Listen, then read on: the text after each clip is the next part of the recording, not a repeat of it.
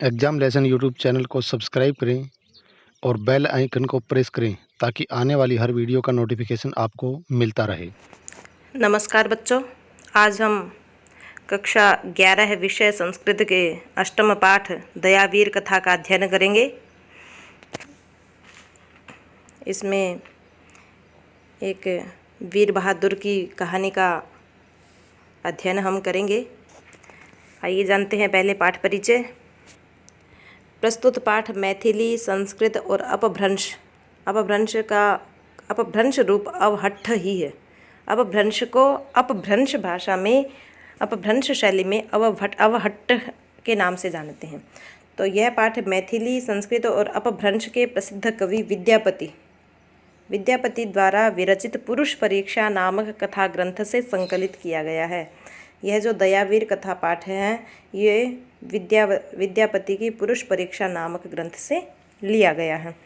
विद्यापति का जन्म चतुर्दश शताब्दी अर्थात 14वीं शताब्दी 1360 से 1448, उनका जीवन काल रहा 1360 से 1448 तक।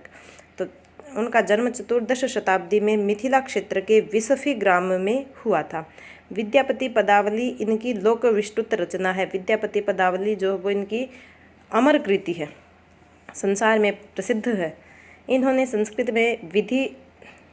में विविध विषयक 12 ग्रंथों की रचना की। अलग अलग विषय के 12 ग्रंथ इन्होंने लिखे हैं विद्यापति ने।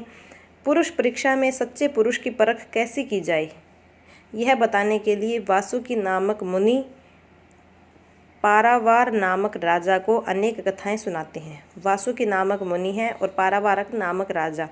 तो वासुकी मुनि राजा पारावार को कथा सुनाते हैं।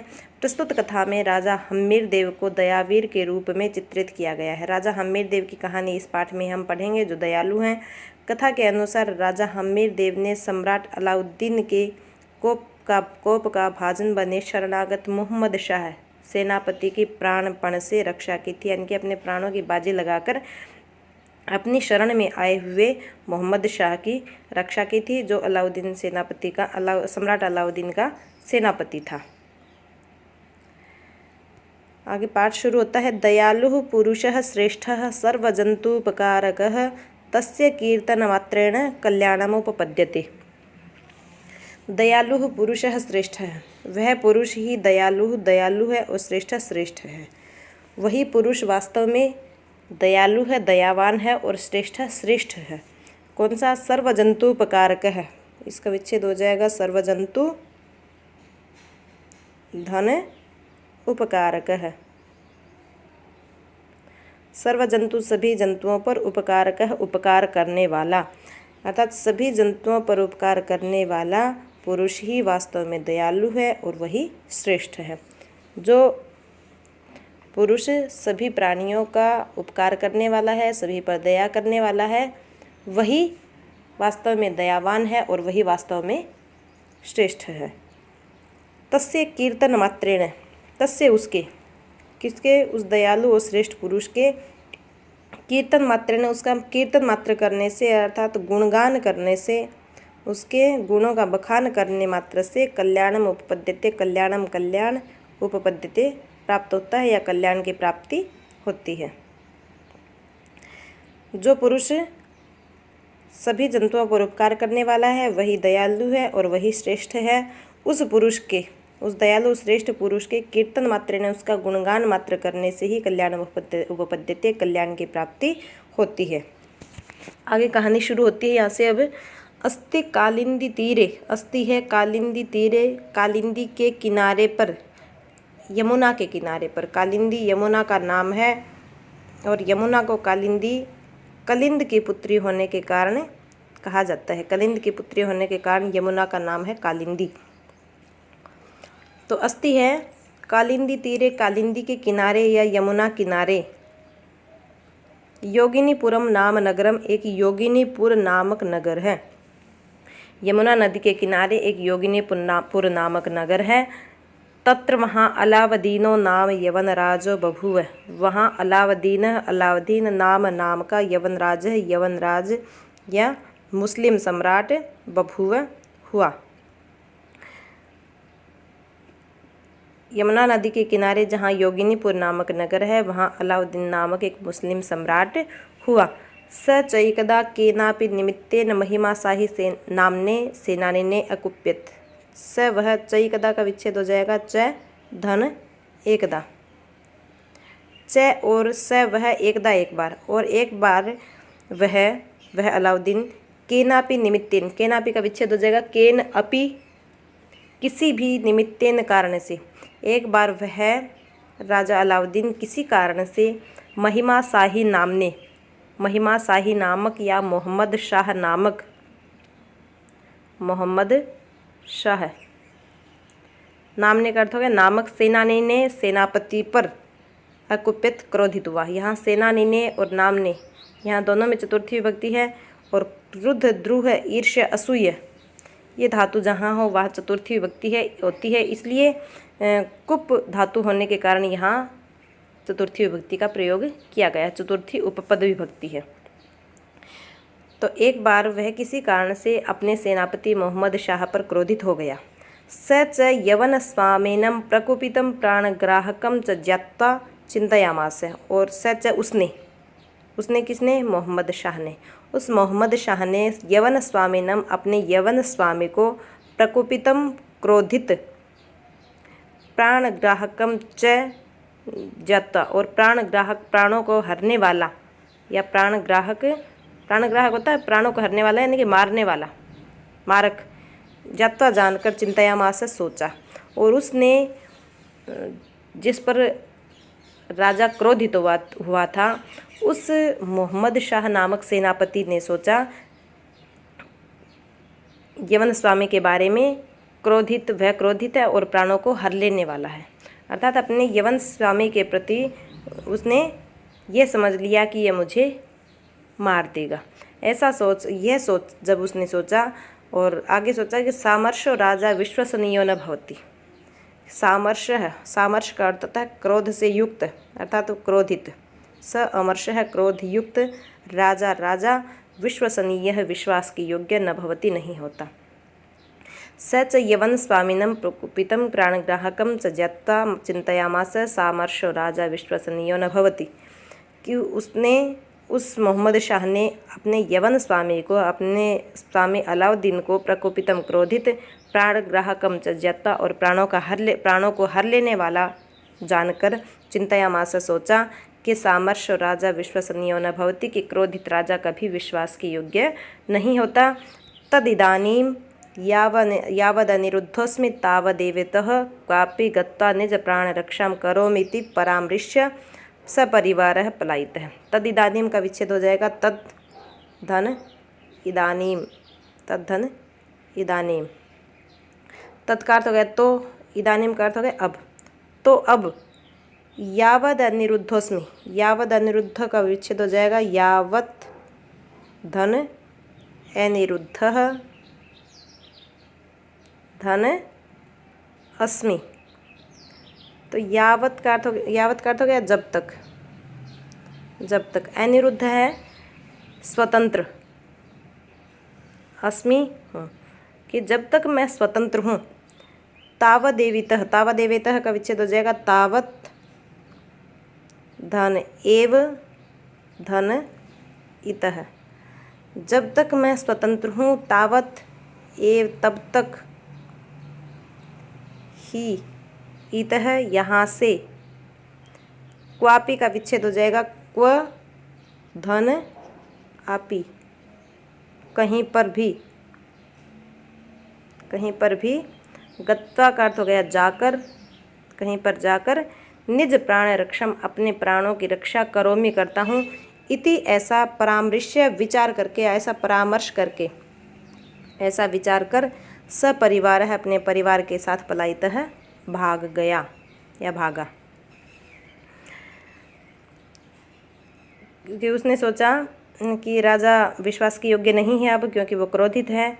तद इदानीम तो अब, यावद अनिरुद्धोस्मि जब तक मैं स्वतंत्र हूँ, या जब तक मुझे इसने बंधन में नहीं गिराया है या मुझे नहीं बांधा है। तब तक इतः क्वापि गत्वा, यहाँ से कहीं और जाकर निज प्राण रक्षाम करोमि, अपने प्राणों की रक्षा करता हूँ या अपने प्राणों को बचा लेता हूँ। इति परामर्श, ऐसा विचार करके, ऐसा परामर्श करके सपरिवारः पलायितः, वो अपने परिवार के साथ भाग गया। कौन? मोहम्मद शाह। किसके डर से? अपने स्वामी अलाउद्दीन के डर से। पलायमानोऽप्यचिन्तयत्, पलायमान का अर्थ होता है भागते हुए। यहाँ शानच प्रत्यय का प्रयोग हुआ है, हुआ या हुए अर्थ में। शानच जो आत्मनेपदी धातुओं के साथ प्रयुक्त होता है। तो पलायमान का अर्थ हो गया भागते हुए। अप्यचिन्तयत का विच्छेद हो जाएगा अपि और अचिन्तयत। भागते हुए अपि भी, अचिन्तयत उसने सोचा, और उसने भागते हुए सोचा कि यत् की सपरिवारस्य, परिवार के साथ दूरगमनम अशक्यम, दूरगमनम दूर जाना, अशक्यम असमर्थ है, या दूर जाने में मैं असमर्थ हूँ। कि उसने भागते हुए सोचा कि परिवार के साथ तो भागकर मैं दूर जाने में असमर्थ हूँ, या परिवार के साथ मैं दूर तक नहीं जा सकता। परिवारम परित्यज्य पलायनम अपि नोचितम, और परिवारम परित्यज्य, अपने परिवार को परित्यज्य छोड़कर, पलायनम अपि भागना भी, नोचितम का विच्छेद हो जाएगा न उचितम, न नहीं, उचितम उचित है, ठीक है, अर्थात ठीक नहीं है। उसने सोचा, भागते हुए उसने सोचा, अपने परिवार के साथ वो भाग गया। फिर उसने सोचा कि परिवार के साथ भागकर तो मैं दूर जाने में असमर्थ हूँ, और अगर परिवार को छोड़कर जाऊँ तो भी भागना ठीक नहीं है, अर्थात परिवार को छोड़कर भी कहीं जाना ठीक नहीं है। ये तो है, क्योंकि क्यों नहीं है परिवार को दूर छोड़कर भागना ठीक? जीवितार्थम कुलम त्यक्त्वा, जीवितार्थम अपने जीवन के लिए या जीवित रहने के लिए, जीवित रहने के लिए, कुलम त्यक्त्वा, कुलम अपने कुल या परिवार को, त्यक्त्वा छोड़कर, योति दूरम का विच्छेद हो जाएगा यह धन अति दूरम, यह जो अति दूरम अत्यधिक दूर, जनः मनुष्य व्रजेत चला जाता है। कि जो मनुष्य, यह जनः जो मनुष्य, कुलम त्यक्त्वा अपने परिवार को छोड़कर, जीवितार्थम अपने जीवन जीने के लिए, अति दूरम व्रजेत बहुत दूर चला जाता है, यानी कि अपने स्वार्थ के लिए, अपने जीवन को बचाने के लिए, खुद जीवित रहने के लिए जो व्यक्ति अपने परिवार को छोड़कर दूर चला जाता है। लोकांतर्गतस्यैव किम तस्य जीवितेन वा, लोकांतर का अर्थ होता है दूसरे लोक, दूसरे लोक अर्थात परलोक, परलोक, गतस्य गए हुए के, गए हुए के, इव का अर्थ हो गया समान, परलोक गए हुए के समान, या मृत्यु को प्राप्त किए हुए मनुष्य के समान वह मनुष्य है। किम तस्य जीवितेन वा, तस्य उसके जीवितेन, जीवित रहने से भी किम क्या लाभ, यानी कि परिवार को उसकी जीवित रहने से क्या लाभ है। कि यह जनः जो मनुष्य, अब जीवितार्थम अपने जीवन के लिए, कुलम त्यक्त्वा अपने परिवार को छोड़कर, अति दूरम व्रजेत अत्यधिक दूर चला जाता है। लोकांतर्गतस्य इव परलोक गए हुए के समान, तस्य जीवितेन वाकिम उसके जीवित रहने से भी क्या लाभ है, यानी कि उसके परिवार के लिए तो वह मनुष्य परलोक गए हुए के समान है, फिर उसके जीवित रहने से भी क्या लाभ है। तदिहैव दयावीरम हम्मीरदेवं समाश्रित्य तिष्ठामीति परामृश्य स यवनो हम्मीरदेवम् उपगम्य आह देव विना अपराधम हन्तुमुद्यतस्य स्वामिनस्त्रासेनाहं तव शरणम आगतोस्मि। ये बात सोचकर कि परिवार के साथ भागना उचित नहीं है, दूर भागने में मैं असमर्थ हूँ, तो मैं यहीं कहीं शरण ले लेता हूँ, क्योंकि अगर मैं परिवार को छोड़कर भी भागता हूँ तो मैं परलोक गए हुए मनुष्य के समान हूँ, अर्थात मेरा जीवन जीना निरर्थक है। ये सोचकर उसने क्या किया, तद तो इहैव, तदिहैव का विच्छेद हो जाएगा तत् धन इह धन एव, तत् तो इह यहाँ, एव ही अर्थात यहीं, तो यहीं, दयावीरम दयालु, हम्मीर देवम हम्मीर देव का समाश्रित्य आश्रय लेकर, तो हम्मीर देव का आश्रय लेकर तिष्ठामी ठहरता हूँ, या कि मैं दयालु हम्मीर देव की ही शरण ले लेता हूँ। इति ऐसा परामर्श, परामर्श करके या विचार करके, ऐसा परामर्श कर या विचार कर, स यवन है वह मुस्लिम, हम्मीर देवम उपगम्य है, हम्मीर देवम हम्मीर देव के, उपगम्य का अर्थ होगा पास जाकर, आह बोला, हम्मीर देव के पास जाकर वह बोला कि देव हे देव, बिना अपराधम, बिना बिना अपराधम अपराध के, बिना कसूर के या बिना दोष के या बिना अपराध के, हन्तुम उद्यतस्य, हन्तुम का अर्थ हो जाएगा मारने के लिए, मारने के लिए या मारने को, उद्यतस्य तैयार, मारने के को तैयार। स्वामिनस्त्रासेनाहम का विच्छेद हो जाएगा स्वामिनः, स्वामिनः है, फिर यहाँ विसर्ग बन जाएगा, फिर आगे बनेगा त्रासेन और उसके बाद बचेगा अहम। तो मारने के लिए तैयार, स्वामिनः स्वामी के, त्रासेन डर से, अहम मैं, तब तुम्हारी शरणम शरण में, आगतोस्मि आया हूँ, आगतः आया, अस्मि हूँ, कि अपने स्वामी के बिना अपराध, जो मुझे बिना अपराध मारने के लिए तैयार है, उसके डर से या उससे बचने के लिए मैं तुम्हारी शरण में आया हूँ। उस सेनापति ने कहा, सोचा कि यहीं हम्मीर देव राजा के का आश्रय लेकर मैं ठहर जाता हूँ। ऐसा परामर्श करके वह मुस्लिम सेनापति हम्मीर देव के पास आकर बोला कि हे देव, बिना अपराध किए मारने को तैयार, अपने स्वामी के डर से या उससे बचने के लिए मैं तुम्हारी शरण में आया हूँ। यदि माम रक्षितुम शक्नोषि, यदि माम मुझे, रक्षितुम बचाने में या मेरी रक्षा करने में, शक्नोषि समर्थ हो, या तो आप मेरी अगर रक्षा कर सकते हो, तदा का अर्थ होगा तो, विश्वासम देहि, मुझे विश्वास दीजिए। यदि आप मेरी रक्षा कर सकते हैं, यदि आप मुझे बचा सकते हैं तो मुझे विश्वास दीजिए या मुझे वचन दीजिए। नो चेदित इतोन्यत्र गच्छामि, नो चेत का अर्थ हो गया न, नहीं, चेत तो, नहीं तो, इतः बचेगा आगे, इतः का अर्थ हो जाएगा यहाँ से, यहाँ से आगे बच गया अन्यत्र, अन्यत्र मतलब कहीं और, यानी कि दूसरी जगह है, गच्छामि जाता हूँ। यदि आप मेरी रक्षा करने में समर्थ हैं तो मुझे विश्वास दीजिए, मुझे वचन दीजिए। नो चेत, नहीं तो, इतोन्यत्र गच्छामि, मैं यहाँ से दूसरी जगह जाता हूँ या किसी अन्य राजा की शरण में जाता हूँ। ये बात सुनकर राजोवाच, राजा ने कहा, कौन से राजा ने? राजा हम्मीर देव ने। हम्मीर देव ने कहा कि यवन हे यवन, या हे मुस्लिम, मम मेरी शरणागतम, शरण में आए हुए को, यह द्वितीय विभक्ति है, मेरी शरण में आए हुए को, मई जीवती, मेरे जीते जी, मेरे जीते जी या मेरे जीवित रहने पर, मेरे जीते जी, यमः अपि, यमराज भी, यमराज अपि का अर्थ हो गया भी, कि हे यवन, मेरे शरण में आए हुए को, मेरे जीते जी यमराज भी, ताम तुझे, पराभवितुम, हराने में, न शक्नोति, समर्थ नहीं है। मेरे जीते जी मेरी शरण में आए तुझे यमराज भी हराने में समर्थ नहीं है। किम पुनर्यवनराज है, फिर यवनराज क्या है? अर्थात तुम्हें यहाँ से यमराज भी नहीं ले जा सकता। मेरे शरण में आए हुए हो तो यमराज भी तुम्हें कुछ नहीं कह सकता, यमराज भी तुम्हें नहीं हरा सकता, तो फिर यवनराज है ही क्या। तद अभयम तिष्ठ, तद अभयम का विच्छेद हो जाएगा तत् धन अभयम, तत् तो अभयम, निर्भय होकर, तिष्ठ ठहरो, तो तुम निर्भय होकर यहाँ रहो।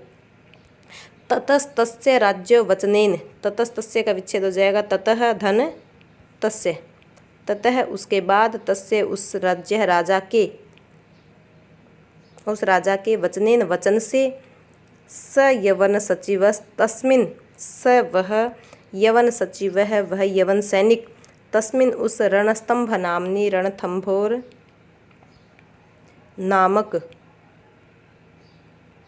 नामक दुर्गे, दुर्ग में, उस किले में, रणथंभोर नामक किले में, निशंकम उवास, निशंकम बिना शंका के या बिना संकोच के, निसंकोच होकर उवास रहने लगा। जब उसने, हम्मीर देव ने उस यवन सेनापति को विश्वास दिलाया कि मेरे जीते जी तुझे हराने में यमराज भी समर्थ नहीं है, फिर यवन राजा कौन है, तो तुम निर्भय होकर यहाँ ठहरो। उसके बाद उस राजा के वचन से वह यवन सचिव मोहम्मद शाह उस रणथंभोर नामक दुर्ग में बिना शंका के, बिना संकोच के, बिना भय के रहने लगा। क्रमेण यवनराजस्तत्रावस्थितं तं विदित्वा परमसामर्षः करितुरगपदातिपदाघातैर्धारित्र्यं चालयन् दुर्गद्वारमागत्य हम्मीरदेवेन साकं युद्धं कृतवान्। परम जयम न लब्धवान। क्रमेण और क्रम से यानी कि जो जो समय बीतता गया उसके अनुसार यवन राजा है, यवन राजा ने तत्रावस्थितम, तत्र वहाँ अवस्थितम रहते हुए तम उसको विदित्वा जानकर, उसे जानकर, ये जानकर कि वह मोहम्मद शाह सेनापति राजा हमीर देव की शरण में रहता है, यह जानकर, यानी कि यवन राजा ने क्रम से वहाँ रहते हुए को जानकर, वहाँ रहते हुए अर्थात रणथंबोर दुर्ग में रहते हुए उसे जानकर, उसके बारे में पता कर लिया कि तेरा सेनापति मोहम्मद शाह जो है वो हमीर देव के रणथंबोर नामक दुर्ग में रहता है। यह जानकर परम सामर्शः, परम अत्यधिक सामर्शः क्रोध के साथ या अत्यधिक क्रोधित हुआ, अत्यधिक क्रोधित होकर उसने क्या किया, करी तुरग पदाति, करी का अर्थ होता हाथी और तुरग का अर्थ होता घोड़ा, हाथी घोड़े, पदाति का मतलब होता पैदल सैनिक, हाथी घोड़े और पैदल सैनिकों के पदाघाती, पद का मतलब पैरों के आघाती, आघात से, चोट से, पैरों के चोट से, धरित्रीम चालयन, धरित्री का अर्थ होता धरती या पृथ्वी को चालयन कंप कपाता हुआ, यानी कि इतने सैनिक, इतने घोड़े और इतने हाथी लेकर वो आया जिससे पृथ्वी भी मानो कांप रही हो। तो हाथी घोड़े और पैदल सैनिकों के पैरों की आहट से, पैरों की चोट से पृथ्वी को कंप कपाता हुआ दुर्ग द्वारम आगत्य, दुर्ग के द्वार पर आकर, कौन से किले के द्वार पर आकर, रणथंबोर नामक किले के द्वार पर आकर हमीर देवेन साकम, हमीर देव के साथ युद्धम कृतवान, युद्ध किया।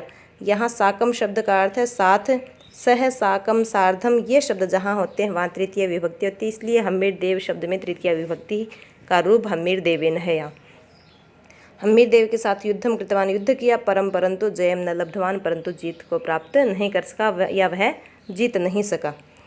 ततस्तस्य राज्य वचनेन, उसके बाद उस राजा के वचन से, स यवन सचिवः, वह यवन सैनिक, यवन सेनापति या यवन मंत्री, तस्मिन् रणस्तंभ नामनी दुर्गे निशंकम वास, उस रणथंभोर नामक दुर्ग में निसंकोच रहने लगा।